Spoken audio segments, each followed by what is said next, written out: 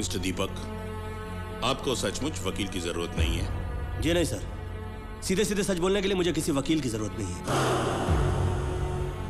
और मुझे इस बात का भी यकीन है कि मेरे पास उन सारे सवालों के जवाब हैं जो इस केस में अहमियत रखते हैं। सर, उस रात हम हरिलाल की मांगे लेकर दीपक जी से मिलने गए थे, लेकिन उल्टा इन्होंने हम पे ही हमला कर दिया सर। और सर इससे पहले भी इन्होंने कई बार हमारे साथ झगड़ा किया सर। हम कसम खा के कह रहे हैं सर।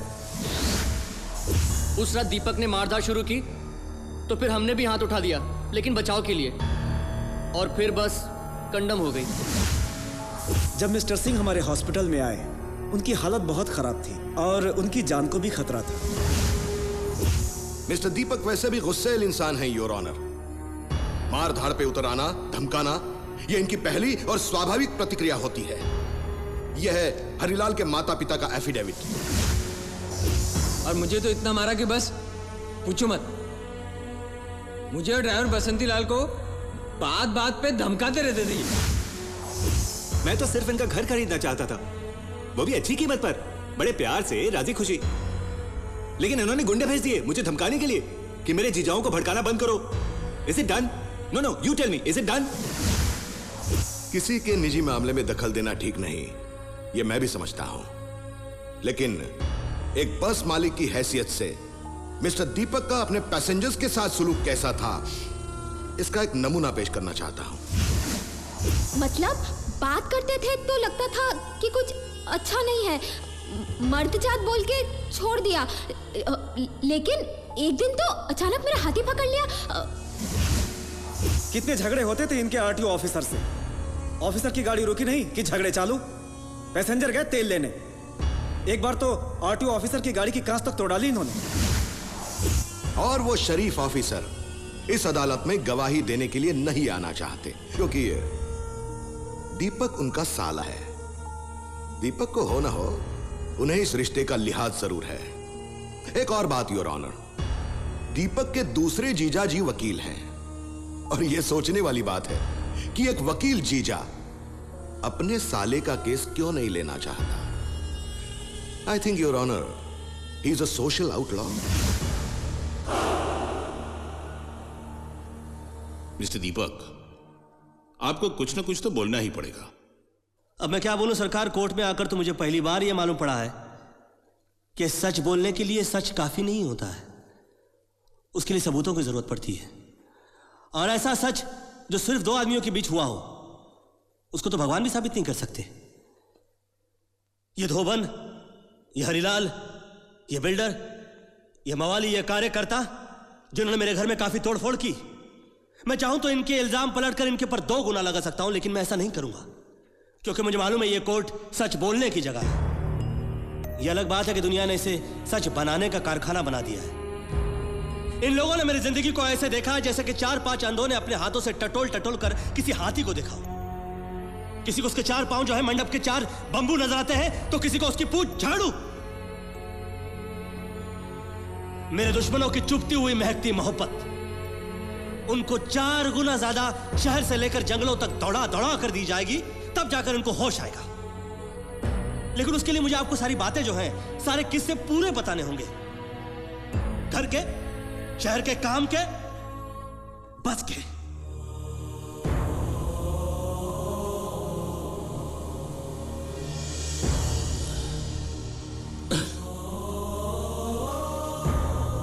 देख लिया आपने अपने लाड प्यार का नतीजा। उसकी वजह से इस उम्र में भी क्या क्या सहना पड़ रहा है आपको। सुन लिया बाबूजी, सुन लिया आपने।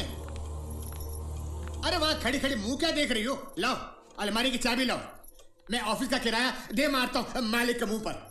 आपके लॉकर में पैसे कहाँ हैं? बैंक से निकलवाने पड़ेंगे। अरे आप क्यों निकालेंगे बैंक से पैसे? जो करे वो भुगते। देखा बाबूजी, देखा आपने? अगर आपने ये मकान बेच दिया होता तो आज ये नौबत नहीं आती। अरे 4 पैसे हाथ में होते, 4 घर में होते, 4 मुट्ठी में होते, लेकिन नहीं, आपकी जिद। आज तक आपने कभी हमारी कोई बात नहीं मानी। क्या करें, अपने ही दांत, अपने ही होंठ। बंद करो ये नौटंकी तुम दोनों। अभी भी मेरे कंधों में जोर है। इस बोझ को कैसे हल्का करना है मैं अच्छी तरह जानता हूं।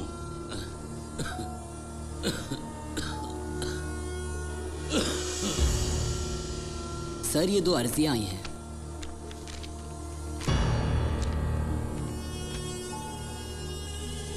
इजाजत दो।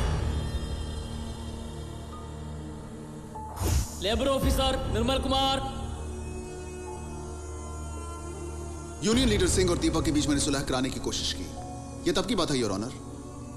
सिंह ने मुझ पर हाथ उठाया, मुझे मारने चला था वो, लेकिन दीपक ने उसे रोक लिया। लेकिन दीपक की समझदारी और ईमानदारी से मैं इतना प्रभावित हुआ योर ऑनर कि एक लेबर ऑफिसर होने के बाद भी मैं एक मालिक की तरफदारी करने चला आया। और ये दूसरी अर्जी वाले साहब कहाँ हैं? बस ड्राइवर बसंती लाल।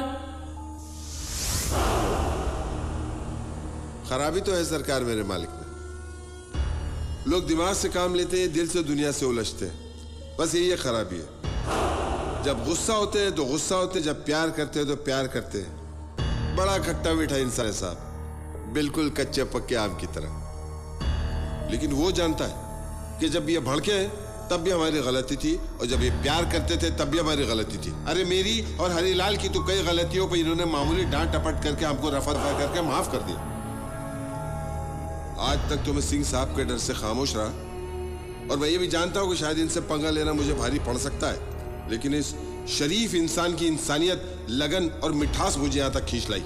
और आज मैं ये तमाम हिम्मत को जोड़ के बोल सकता हूँ, ये सिंह ने हमारे मालिक की बस को तोड़ा और उनको मारने की कोशिश की, और ये सब साजिश सी साहब प्लानिंग थी। क्योंकि मैं अपने ही किसी काम से यूनियन के ऑफिस में गया, वहां मैंने देखा सिंह अपने जूनियर्स के साथ बैठ के प्लानिंग कर रहा था, साजिश कर रहा था मेरे सिंह देने के लिए साहब।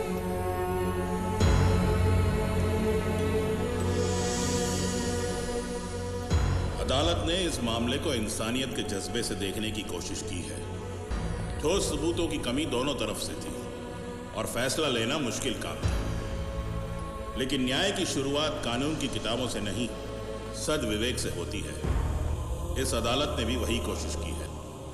अदालत दीपक को एक इशारा देती है, दुनिया मेरे साथ भला करेगी क्योंकि मैं दिल का भला हूं। ऐसा मानकर चलना गलत है, क्योंकि सांड जब चल के आता है तो वो सामने वाला आदमी शाकाहारी है या मांसाहारी ये नहीं देखता। गजेंद्र सिंह ने दीपक पर जो जान लेने के इल्जाम लगाए हैं, अदालत उन्हें बेबुनियाद मानती है और दीपक को बेकसूर ठहराती है।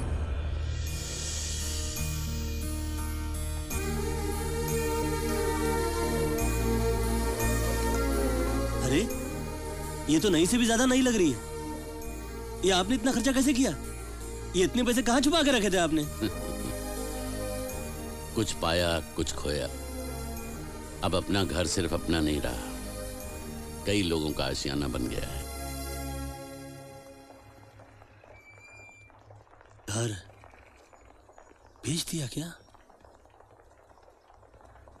मुझे घर नहीं तू चाहिए, क्योंकि कोई घर तेरे दिल जितना बड़ा नहीं हो सकता। मरते वक्त क्या कमाया कितना कमाया ये सब हिसाब लगाऊंगा, या तेरी ये खुशहाल आंखें देखकर शांति से मरूंगा।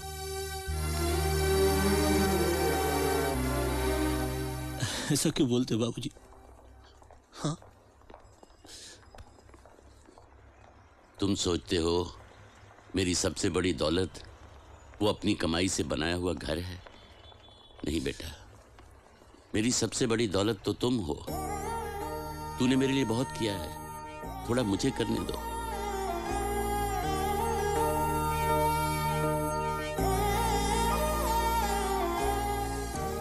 कितनी यादें बसी हैं उस घर में। यादें घर में नहीं, दिमाग में बसी हैं। ऐसे मुकाम आते रहेंगे। एक बात याद रखो, जहां सवेरा हो वहीं बसेरा होना चाहिए। जहां सच्चे रिश्तों का बसेरा है वहीं सवेरा है।